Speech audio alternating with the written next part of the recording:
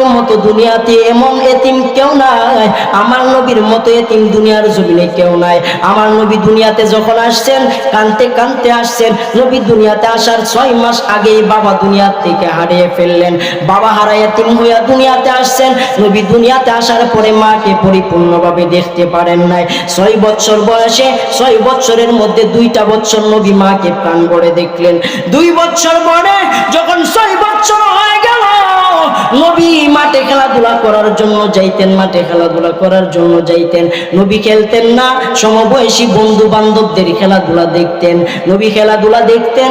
এক পর্যায়ে নবী চিন্তা করলেন, একটু খেয়াল করলেন, যখন সন্ধ্যা হয়ে যায় নবী প্রত্যেক দিন বাড়িতে ফিরে আসেন, বাড়িতে ফিরে আসেন। হঠাৎ করে নবী তাকায় দেখলেন বিকাল যখন হয়ে যায়, সূর্যটা যখন পশ্চিম দিকে ডুবে যায়, লাল লাল যখন হয়ে যায়, খেলাধুলার সময়টা যখন শেষ হয়ে যায়, কিছু বৃদ্ধ শ্রেণীর লোকগুলা সন্তানদেরকে নাম ধরে ধরে ডাক দেয়। নাম ধরে ধরে ডাক দেয়া বলে, রে সন্তান আয় খেলা এবার শেষ করে দে, এবার শেষ করে দে। সন্তানগুলাকে নাম ধরে ডাক দিয়া দিয়া সন্তানগুলাকে কুড়ে নিয়ে চুমু দিয়া বাড়ির দিকে নিয়ে যায়। নবী কয়েকদিন পর্যন্ত দেখলেন। এক পর্যায়ে নবী চিন্তা করলেন, আমাকেও মনে হয় কেউ নিতে আসবে। নবী মাঠের কিনারে বসে আছেন। নবী মাঠের কিনারে বসে বসে কাঁদতেছেন। সমস্ত সন্তানদেরকে বাড়িতে নিয়ে গেল, কিন্তু আমার আপনার নবীকে কেউ মুহাম্মদ বলে ডাক দেয় না। নবী কান্না শুরু করে দিয়েছেন, নবী কান্না শুরু করে দিয়েছেন।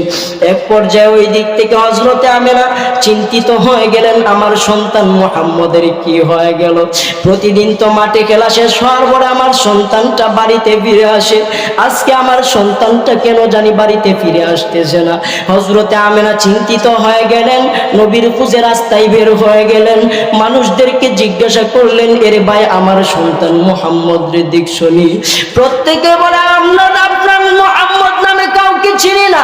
প্রত্যেকে বলে, আমি মুহাম্মদ নামের কাউকে চিনি না, মুহাম্মদ নামের কাউকে আমি চিনি না। এরকম ভাবে নবীর মা হযরতে আমেনা খুঁজতে খুঁজতে মাঠের কিনারে চলে গেলেন। মাঠের কিনারে গিয়া তাকায়া দেখেন, মাঠের এক কিনারে বসে বসে শিশু মুহাম্মদ সাল্লাল্লাহু আলাইহি ওয়াসাল্লাম কান্দে। হযরতে আমেনা জিজ্ঞাসা করেন, এরে সন্তান, এরে বাবা, তুমি কেন কান্দো? তোমারে কি কেউ মারলো নাকি? তোমাকে কি এখানে কেউ আঘাত করেছে? তোমাকে কি কেউ গালিমন্দ করেছে?